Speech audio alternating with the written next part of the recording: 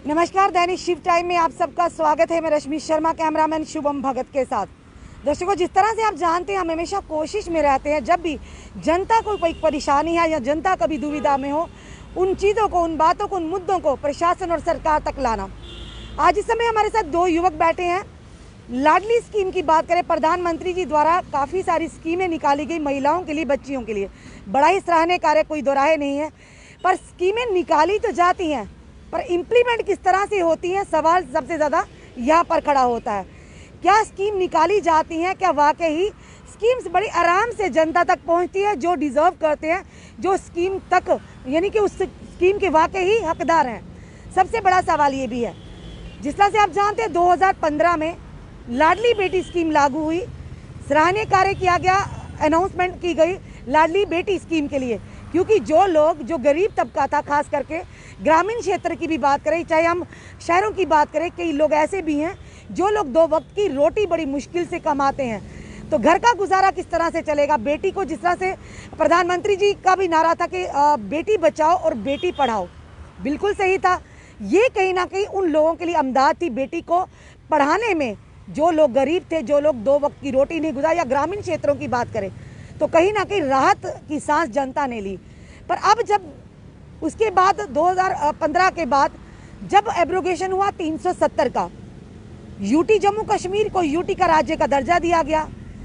पर यहाँ पर भी सवाल खड़ा होता है कि अगर राज्य का दर्जा दिया गया, फिर रूल्स एंड रेगुलेशंस क्यों नहीं लागू हुए यूटी के, जो बाकी यूटीज में हैं? चलिए, इस समय दो व्यक्ति हमारे साथ जुड़े, आइए जानते हैं लाडली बेटी स्कीम को लेकर कहाँ कहाँ दर बदर नहीं भटक रहे, इनसे बात करते। जी सर, आपका नाम? मेरा नाम विनोद चौधरी। मैम, पहले तो आपका शुक्रिया अदा करता हूँ, आप हमारे पास आए। मैम, हम बिजनौर ऑफिस में 2-3 बार गए हैं। लाडली बेटी की, जो नरेंद्र भाई मोदी ने बेटी बचाओ बेटी पढ़ाओ जो उन्होंने नारा रखा हुआ है, उस नारे में उन्होंने ये स्कीम निकाली थी लाडली बेटी वाली, जो जिनके घर में बेटियाँ हैं, जो गरीब जनता है, उनको इस स्कीम का फ़ायदा मिले। तो मैम, हम इतने बार ही बिजनौर ऑफिस में, कोई साल हो गया हमारे को चलते हुए बिजनौर ऑफिस में, कभी एकम बनवाओ, कभी बोलते हैं एकम वैलिड हो गया, एकम बनाओ, फिर बोलती है लड़की का आधार कार्ड बनाओ, सभी डॉक्यूमेंट तैयार करते हैं, फिर बोलते हैं डोमिसिल लगेगा, स्टेट साइड नहीं है डोमिसिल। जब डोमिसिल बनता है फिर बोलते हैं नहीं, डोमिसिल कैंसिल हो गया, स्टेट साइड चल रहा है। मैम, इन्होंने तो पता नहीं क्या पखंड बनाए हुए हैं इस गवर्नमेंट ने। गवर्नमेंट कोई एक्शन नहीं ले रही हमारे पे। हम कितने ऑफिस में गए, कल डीसी ऑफिस में गए, डीसी ऑफिस में यही बात की, सर हमारी लाडली बेटी की फाइल नहीं लग रही। जो मैडम बिजनौर ऑफिस में बैठी हुई है, उन्होंने बोला डीसी के पास जाओ, वो नोटिस लिख के देगा तभी फाइल लगी, नहीं तो नहीं लगे। जब डीसी के पास गए, डीसी ने बोला आप सीपीओ के पास जाओ। जब सीपीओ के पास गया, सीपीओ सर बोल रहा अभी हमारे पास कोई आर्डर नहीं आया, जैसे सेक्रेटरीट से आर्डर आएगा और सेक्रेटरीट में जाओ, वहाँ पे पता करो। सेक्रेटरीट में कौन सुनेगा मैम हमारी गरीब जनता की? इधर ऑफिस में नहीं कोई सुन रहा, तो सेक्रेटरीट में कौन सुनेगा मैम? आप कहाँ से हैं? यहाँ से ही हैं या आपके पास पहले स्टेट सब्जेक्ट था? आप यहाँ के रेजिडेंट थे पहले? हम मैम वेस्ट फौजी पाकिस्तानी हैं। मेरे बाबा जी वो पाकिस्तान से इधर आए हुए हैं। हम 1947 से इधर से रहने वाले हैं, तो हमारा स्टेट बनता नहीं है। तो जब जे आपने डोमिसाइल बना लिया, जब आर्टिकल 370 जे खत्म हुई, तो हमने डोमिसिल बना लिया। मैंने बोला चलो अभी 370 टूर के डोमिसिल ही चलेगा, पहचान पत्र हमारा यही है। मैंने बोला हर काम में यही चल जाएगा, अभी यही बनाते हैं। हमने पूरे कागज कूज नकले निकाली, सभी बनाया डोमिसिल। जब डोमिसिल लेके गए तो बोले अभी डोमिसिल नहीं चल रहा, अभी आपका स्टेट साइड ही चलेगा।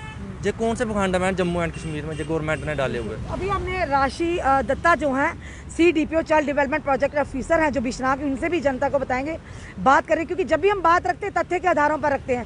उनसे बात की, उनका साफ तौर पर कहना था कि मैडम अभी भी स्टेट के रूल ही चल रहे हैं, यानी कि यूटी का दर्जा तो एब्रोगेशन तो हुआ 370-35 का, पर जो जब 2015 में लाडली बेटी स्कीम को लागू किया गया, तब भी वही रूल थे, आज भी वही रूल है। तो कैसे हम डोमिसाइल को वैलिड मानकर इनकी फाइल को सबमिट करें? वो भी अपनी जगह सही कही है, वो ऑफिसर अपना काम कर रही है, पर ये काम है सरकार का और प्रशासन का।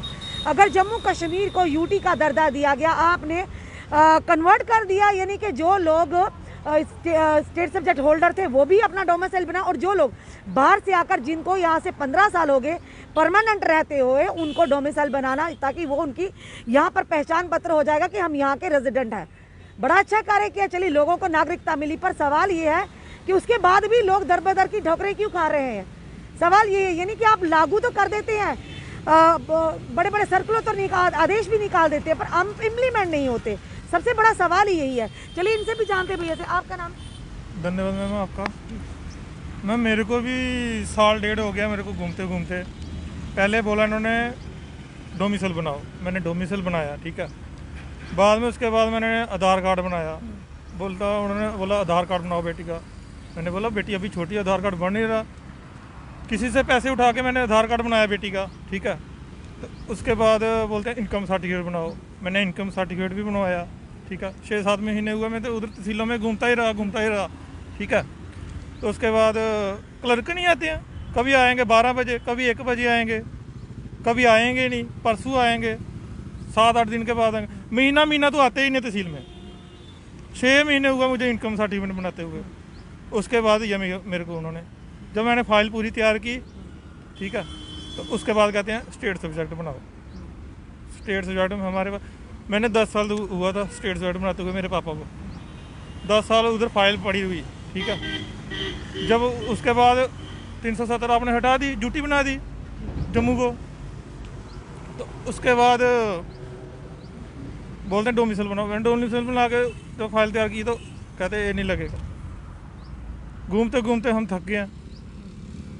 मोदी सर से यही रिक्वेस्ट है, स्कीम तो आप निकाल देते हो लाडली बेटी की, बेटी बचाओ बेटी पढ़ाओ, तो सारे हम लोगों गरीबों को फ़ायदा ही नहीं मिलता है। घूमते घूमते थक जाते हैं, उसके बाद फिर थका के बैठ जाते हैं। बेकार हम दिहाड़ीदार हैं, 500 की दिहाड़ी लगाते हैं। इतनी महंगाई हो गई है, गरीबों को कोई फ़ायदा ही नहीं दे रहे आप।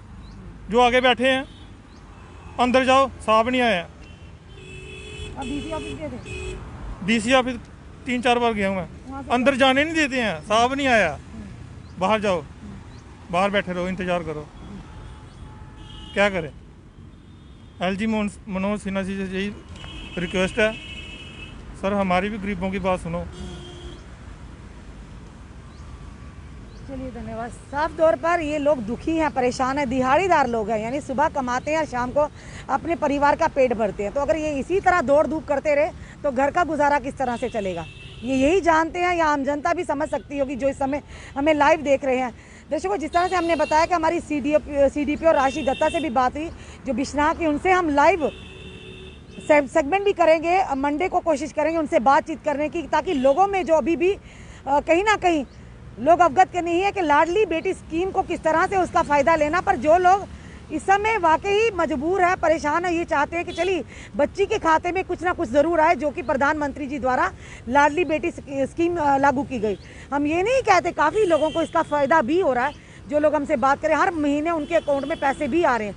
पर सवाल ये कि इन लोगों का क्या, यानी कि अगर वाकई 2015 में लाडली स्कीम लागू की गई, अप्रैल 2015 में आम जनता को, गरीब जनता के लिए राहत थी, कहीं ना कहीं बच्चियों के खाते में कुछ ना कुछ, अगर माँ बाप नहीं कुछ जमा पूंजी कर सकते, कम से कम सरकार की तरफ से, प्रधानमंत्री जी की जो स्कीम थी उनकी तरफ से बच्चियों के खाते में कुछ आए, माता पिता को राहत मिली, बड़ी अच्छी बात है। पर सवाल ये है कि अगर जम्मू कश्मीर यूटी को दर्जा दिया गया, फिर यूटी के रूल्स नॉर्म्स रेगुलेशंस क्यों नहीं लागू की गए।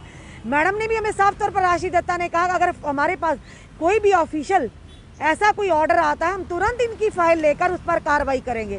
पर जब तक हमारे पास ऑफिशियली कोई ऑर्डर आदेश नहीं आता कि डोमिसाइल वाले की फाइल जमा करके उनको लाडली बेटी की स्कीम के तहत उनकी बच्चियों को फ़ायदा दिया जाए, तो हम किस तरह से आउट ऑफ वे जाकर काम करें।